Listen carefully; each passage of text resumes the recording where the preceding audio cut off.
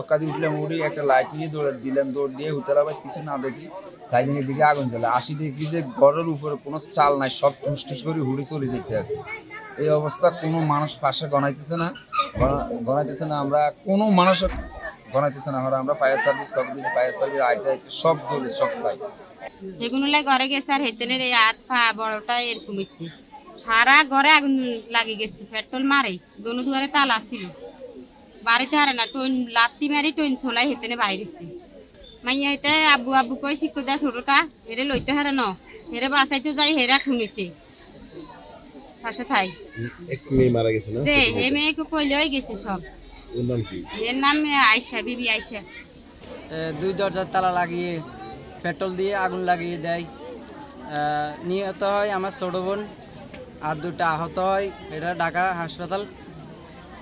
আর আমার চাচা সদর হাসপাতালে ভর্তি আছে। বর্তমানে দেশের যে অবস্থা, এই অবস্থায় অতি দ্রুত যেন যারা এই ঘটনাটা ঘটিয়েছে তাদেরকে 24 ঘন্টার মধ্যে গ্রেপ্তার করে এবং আইনানুগ ব্যবস্থা যেন গ্রহণ করা হয়, সেই জন্য আমরা জোর দাবি জানাই।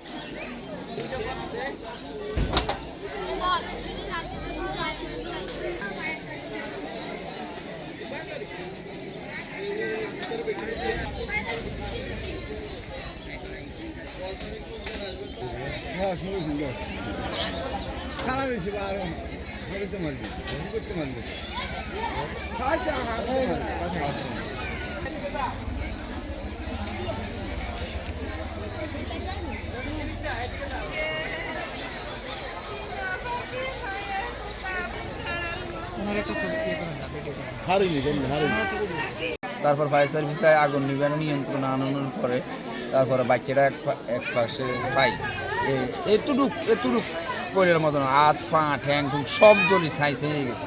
তার মেয়ে বড় দুইটা, দোনোটার অবস্থা একবারে গুরুতর।